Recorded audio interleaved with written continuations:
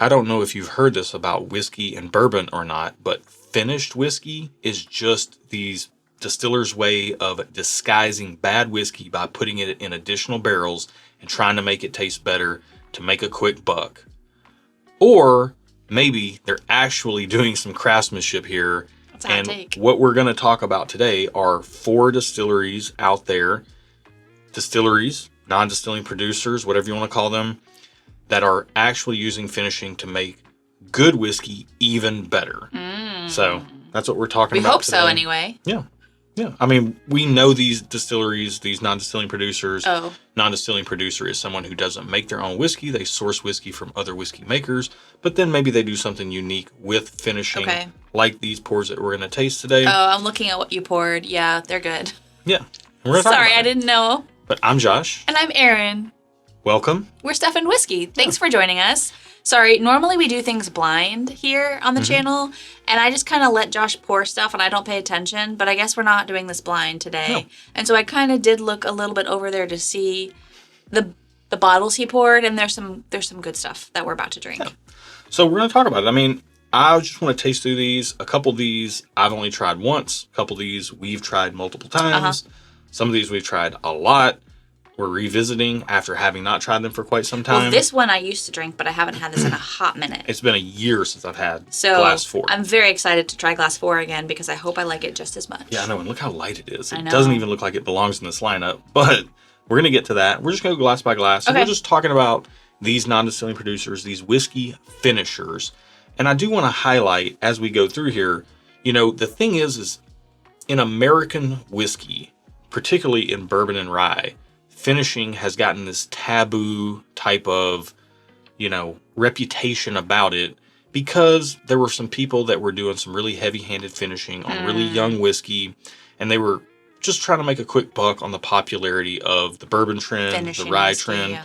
And realistically, using finishing barrels has been something that's been happening in Scotch whiskey, Irish whiskey, international whiskey for literal decades and decades and decades.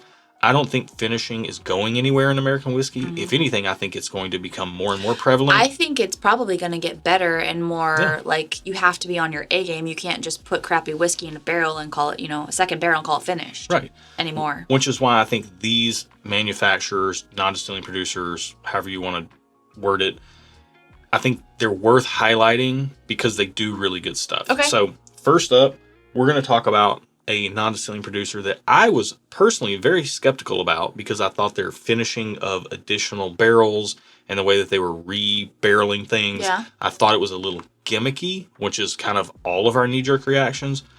But you taste some of their whiskey and tasting is believing. Oh. We're going to talk about Barrell King. I've never had this. You've never had this. Yeah. This is the Barrell King Fantasy Collection. And this is the Voltron blend, which was a release that they did. This is American whiskey, which is, if I'm not mistaken, rebarreled bourbon. It's a rebarreled bourbon blend. Okay. In conditioned ex-bourbon and wine barrels. Just any wine? They don't say what wine? They do. So Matt Porter blended this. Oh. It is quite a lot of different things. Oh, okay. But here's the point. He's not taking bad whiskey and finishing it to try to make it better. He's taking good whiskey stocks and using the finishing to amplify the flavor profile. Okay. So cool. Barrell King, I've tried quite a bit of their stuff now over the years. Originally a skeptic, turned believer in what they're doing. So let's get this on the palate and on the nose first, rather. Here we go. Smells like purple. It smells like purple. It smells like purple and red and blue mushed together. Yeah, I can see that. It smells really fruity, really delicious. It smells like a really nice bourbon. And it should, because Barrell King aren't exactly giving their stuff away. They do a subscription model. And, you sign up for their subscription. You get in on their drops and all that stuff. It's a cool, different way of doing barrel releases. Yeah. You can't just go to the stores and buy them. I think everything else we're going to talk about is going to be stuff that's readily available in stores. Maybe not readily available, but at least somewhat available. Whereas Barrell King offers like a different take on getting good whiskey to your house. Okay. You don't even have to go shopping for it. It just shows up at your door. That's my kind of shopping is the kind of where it just shows up. You and me both. Cheers to that. Cheers. Down the hatch.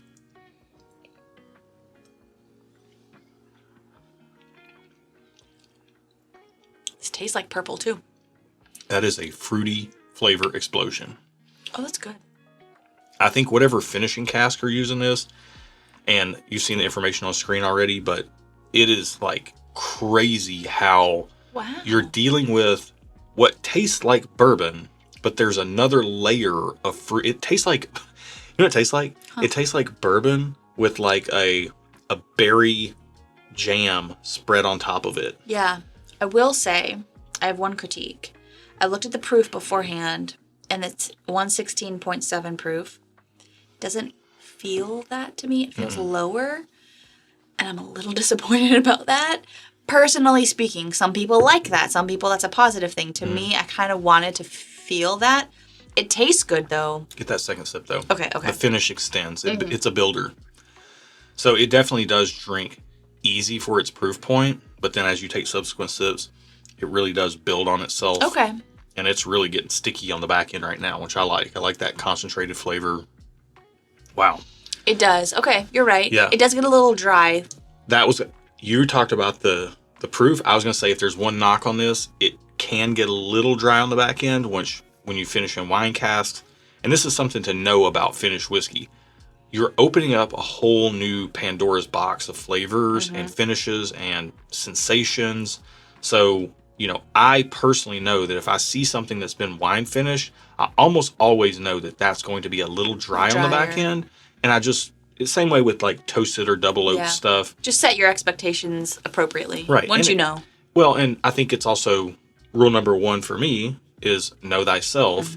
And I know my palate and things I do and don't like. And if dryness is a deal breaker for me, then I'm not going to purchase something that's wine finished or toasted. But I don't mind that. I actually really like it. So I really like this. Okay. Yeah. So the first sip, I liked it. The second sip, I liked it more. Yeah. Yeah. It's really good. I mean, I can't remember the ages of what's in this. And if I find that information out, you've seen it down there. But this is batch 119, 116.7 proof, like Aaron said. Voltron, the blender of the universe. That's a cool sticker. And also had a big affinity for Voltron as a kid. So this bottle already ingratiated itself to me. Yeah. But Brad sent us this bottle. Thank you so much, Brad. The proof is... This is very good. I want to circle back to what I started with. The proof is there. It just takes a couple sips to get to you. It's a builder, as they say. So we're going to work on glass number 2. I gotta. People ask us in the comments sometimes, why don't you guys take sips of water between pours? Because it waters down the pour. Yes, usually the residual water in our mouths waters down the pour, but we're dealing with different finishes here, so I kind of need to clear the playing field. And I say it waters down the pour because we don't have enough time in between the sips because we're filming a video for you guys to let everything kind of like the water to dissipate and to absorb back into our cheeks. We have to, in order for us to have a timely video, as timely as we can do, we have to like not do that. So that's kind of why we don't do it on camera. We do it in like real life sometimes though. Yeah. Because we've got time. Second pour up is going to be Southern Collective Spirit Company based here in Nashville, Tennessee. They source stuff from all over. Actually, they source some really cool stuff from places that other people don't source from. They are very creative with their sourcing. Yes. And I think it pays off for them because they've got some cool stuff coming out of there. I agree. And the thing about them is they're never using finishing to mask bad bourbon or bad rye in the first place, or even, bad whiskey, period. They do some other spirits as well, light whiskey, all sorts of stuff there. But this stuff right here, like when they finish something, they are really like, we're local to them and know them. And I've seen the work that goes into making sure that their finishing projects aren't taking bad whiskey and amplifying it. They're taking good whiskey and adding, it's an additive process. So this is their Churchill. This is glass number 2. Have I had this specific Southern? You've had this before. It's been a while though. Okay. But let's get into it, and then we'll talk about what it is in a minute. Okay. But on the nose. Oh, this kind of smells like butterscotch. It does. This smells sweet and good. Glass 1 was really fruity. This is much more confectionery, much more... kind of candy bar-esque. Yeah. I don't get chocolate, personally speaking, but it's got like a Snickers bar minus the chocolate. It almost to me has like, that blonde fudge? Like the fudge bars, but they're like instead of being dark brown, they're more like Okay. blonde colored. Not really. I don't do fudge very much. Oh man, that's what this smells like. I'm not a fudge person. Is that because they're what makes that? Is that like brown sugar, white sugar? I think they maybe use, I don't know. They don't use cocoa. I don't know. Okay, cool. I'm not a baker. I don't know. I don't know my fudges. This honestly smells like that. It smells like Yeah. blonde fudge. I love fudge. I just don't know enough about making it to know what I'm talking about. I just love consuming it. So Fair enough. This smells like that. Okay. Down the hatch. Cheers.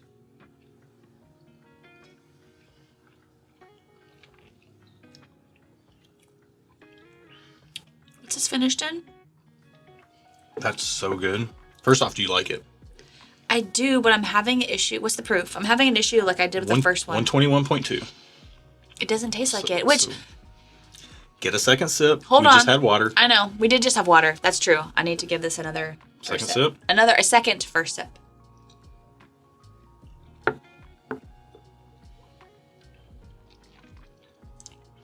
There it is. Wow. Again, sticky sweet like the first glass. You have all the base bourbon notes, but then you have this additive flavor on top of that. This is finished in grape wine barrels and Amburana barrels. Oh, you normally don't like Amburana. I hate Amburana. Actively hate and will not, under any circumstance, purchase anything that has been finished in Amburana. Guess what? Southern Collective Spirit Company converted me because I got to taste this before getting this bottle. Shout out to Tyler Boggs over there at Southern Collective. And Ryan, if you're ever in the area of Nashville, Tennessee, you owe it to yourself to stop by Southern Collective. This Churchill batch was kind of their cigar blend type of batch. Okay. But instead of using all the typical casks, they used the grape wine barrels and then the Amburana cask. And Isn't all wine grape wine? Technically, yeah. But this is basically hinting at brandy, like pushing that direction. Gotcha. Okay. So, yeah, I mean, it's got a little thing here on the back, but man, this is at least 5 years. The minimum age in the blend is 5 years old. Okay. Indiana bourbon, but like amped up. And I believe the Voltron was all Indiana bourbon as well. Maybe some Kentucky too, but this is all Indiana. If you can take a finish that I typically hate and make me love it, what are we even talking about? Like Southern Collective is killing it. And they are distributed, I don't know if they're nationwide. I don't know how many states they're in, but they're in a lot of states. And we see them on the shelves here, but it's local. But we've seen them in the shelves on other states as well. Also, really great branding. I mean, this bottle, like that gold on there, I mean, they're killing it. I love gold. So, I'm a gold person. I like gold, if you can't tell. I'm a gold girl. Big, you are. You're gold in my eyes. Golden.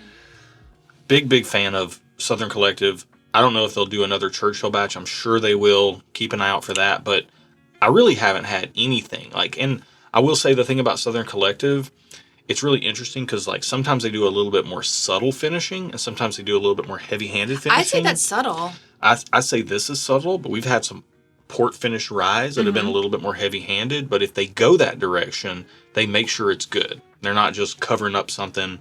They're really trying to amp up and key in on that flavor profile. So big fans of Southern Collective. I think these bottles go for, around $100, little over $100.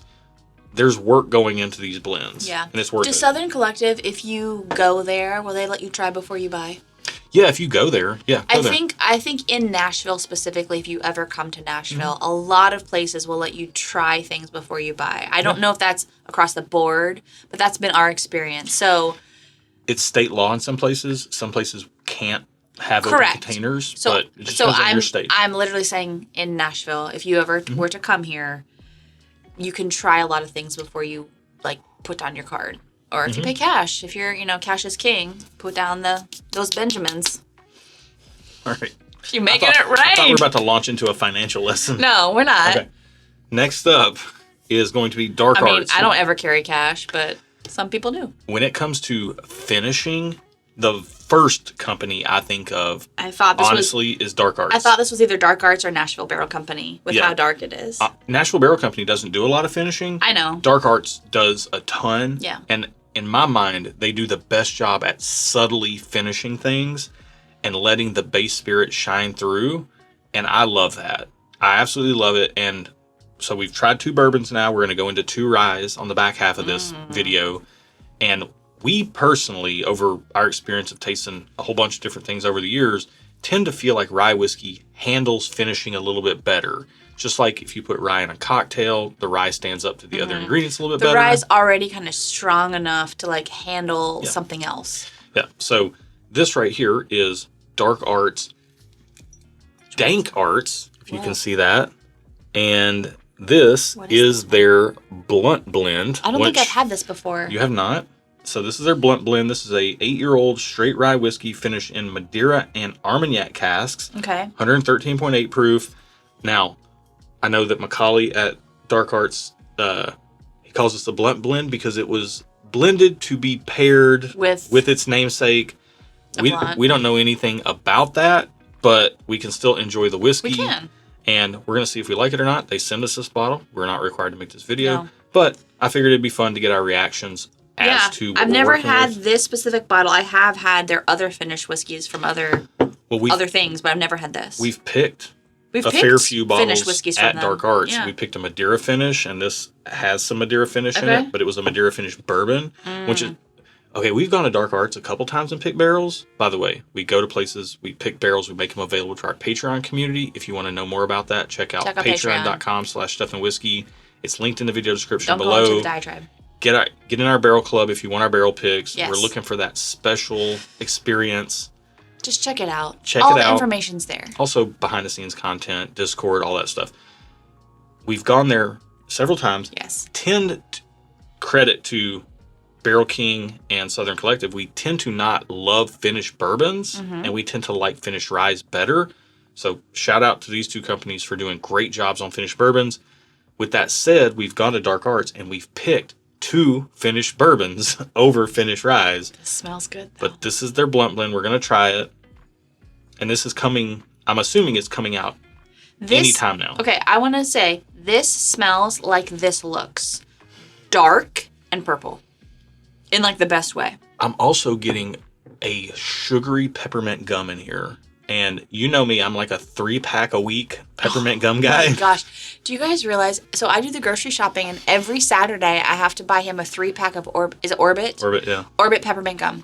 Every week. 3-pack. Oh man, there's like a sugary pepperminty, like, oh, it smells so good. You go through packs of gum like people go through packs of cigarettes. If you were a smoker, that would be a problem. Thank goodness you're not. I drive for a living, so it helps me. I know. Keeps me from snacking, and it helps manage my stress. So. I might also give you TMJ. No, it makes me strong like bison. Oh my gosh. Okay, let's drink whiskey. This smells awesome. It does. It smells dark, and I'm in the mood for dark. So let's drink. Cheers.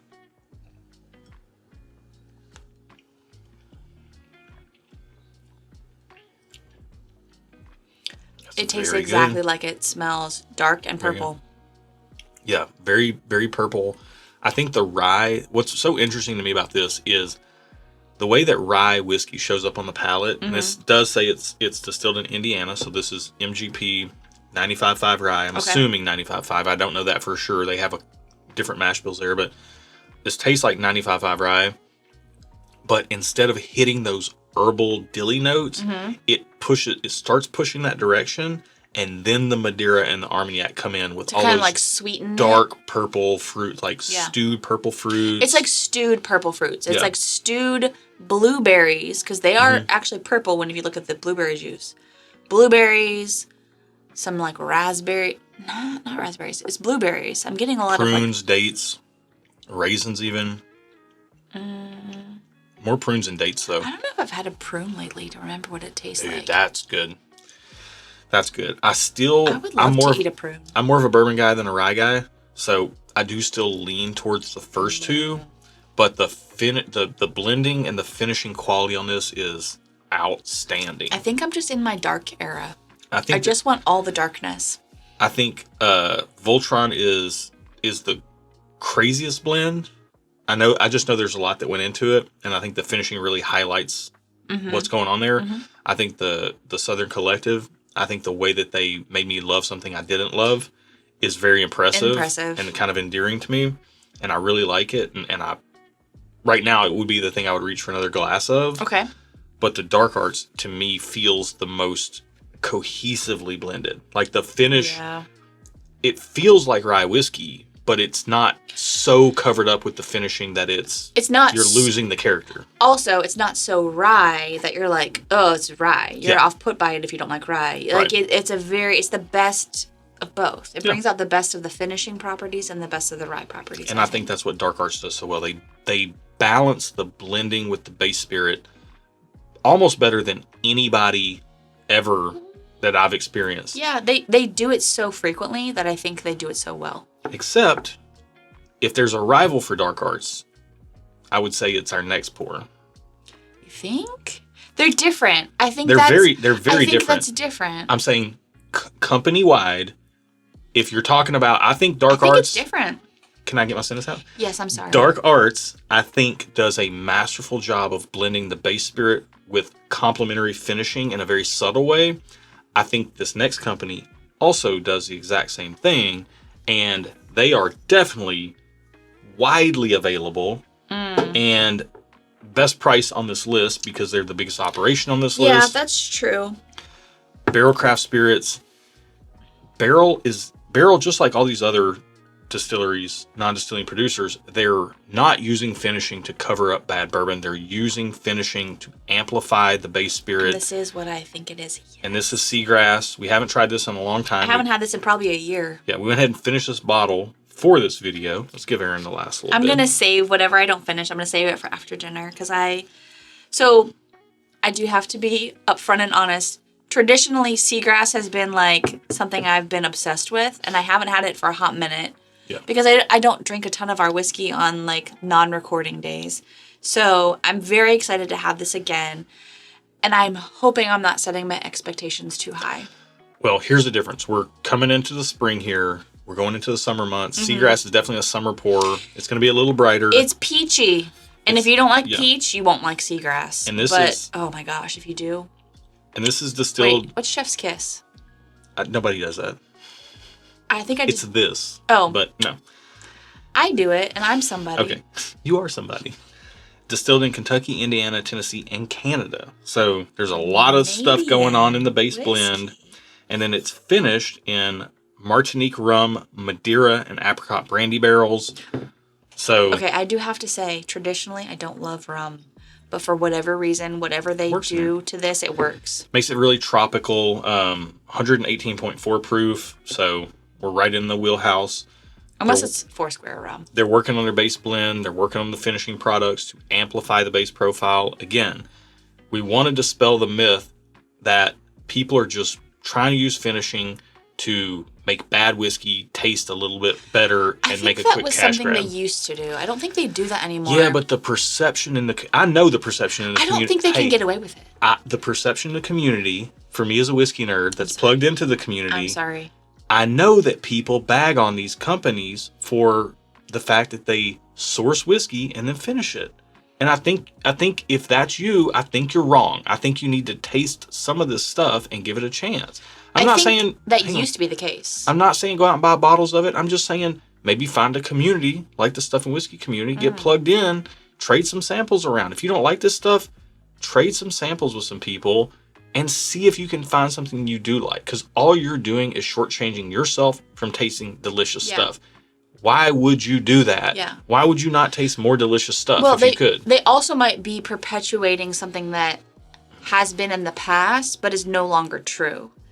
Because they don't know any better. So, know better, do better, be better. Be willing to change your mind. This smells great. It smells great. I will say, I think I prefer the noses of the other ones to this. Well, this is so different. It is very different. This is so different. This is very warm weather, to your point. This is a warm weather pour. It gives me peach apricot vibes.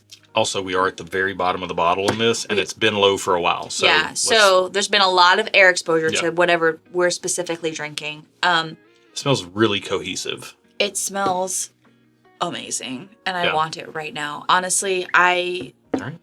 Cheers. I want to drink it. Let's go. Cheers to finished whiskey. Good finished whiskey.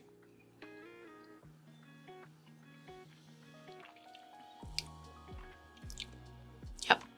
That's delicious, man. This is my dessert pour. That's dessert, yeah. Because it's not... So, I don't love things that are super duper sweet. Sometimes dessert pours, people want them super sweet. I don't love super sweet. This is sweet Pretty sweet. without being super sweet.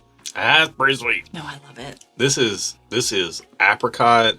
This is raisin. No, it's not raisin. It is. Ew. I'm getting raisin. Golden raisin. Yeah. But not raisin. Yeah, I'll go there. So, glass 3 and 4 for me. Well, you're a rye guy. I know. But, like, if I'm feeling a little dark and moody like a rainy day, I want a dark arts pour. Honestly, that blunt blend is really good. It's really good. And then if it's warm and sunny and... Oh, man. Do we have another bottle of this? We do, yeah. Okay, sweet. And the good thing is they're on the shelf. Blunt Blend's going to get out there. Blunt Blend does sell out pretty fast because it's their special release. It's very good. I do like that a lot. Barrel King's always doing stuff. Southern Collective is always doing stuff. I think these companies are really killing it. Not every company's killing it, so definitely some buyer beware behind the finished whiskey game. But I think you'd be pretty safe to try anything from any of the companies we've mentioned here specifically. Yeah. I will say, I do want to be 100% transparent. There have been some barrel finished stuff that I have not liked as much as Seagrass. Historically, I love Seagrass, but like I think the one that I've loved the most has been Dark Arts as far as what they've produced. Yeah. More often than not, I like what they have. I agree. That's just my personal experience. Yeah, to me, Barrel's always a safe buy. If it's, I know what they're doing over there just from we're not in the industry, but we kind of get a peek behind the curtain sometimes. We're exposed a little bit more than your average bear. Yeah, and I know Barrel's doing good stuff. They're focusing on quality, so I really appreciate what they do. I tend to feel pretty good about spending money with them. Their prices tend to be pretty good as well. Dark Arts, I think, is just... if you're asking me who's doing the best finishing, the first person I think of is Dark Arts. And then when I think about cool finishing and cool projects that are like one-offs here and there, I think about Southern Collective and I think about Barrel King. So there you go. That's what this video was all about. Hopefully you liked it. If you did, give it a thumbs up. Think about subscribing to the channel. Yeah. Most of the things we do here are blind tastings. They're not straight reviews or straight... Tuesdays are our Tuesday topical conversation videos. Sometimes we do blind tastings on them as well, but we want to talk about things that we see in the industry. I'm the whiskey nerd. I'm plugged into the community, and I see these comments, like finished whiskey is just covering up bad whiskey. And I think it's short-sighted. And I'm not, you probably have tasted some bad stuff because there's a lot of bad stuff out there, but there's also a lot of people doing really good stuff, and you're missing out on tasting delicious stuff if you're not trying it. So that's what this video is all about. And Erin hadn't tried a couple of these bottles. I had not tried either of the first two. Yep. And actually, I hadn't tried the third one either. You hadn't tried the first three, and you hadn't tried the fourth one in a year. At least a year. Yeah. So, cool video. Fun video. Yeah. Great sipping. I had a great time. I'm saving these for later. Hopefully you did too. You did too? Hopefully you did too. You did what? Hopefully they had a good time as well. Oh, yeah. Thank you guys for watching our video. Be good to each other, and until next time, cheers. Cheers. You thinking about the whiskey later, and you got a little lost? I got a little bedazzled by the whiskey. It happens. And these are so different. So different. That's the thing about finishing, is bourbon is like a spectrum like this, and rye is a spectrum like this. And then you finish it, and it's like this. It's like a 360-degree wheel. Can I have whatever's left in your barrel? The probably Seagrass. Or we'll just open a new bottle. No, I don't want all that. I just want like a little bit for after dinner.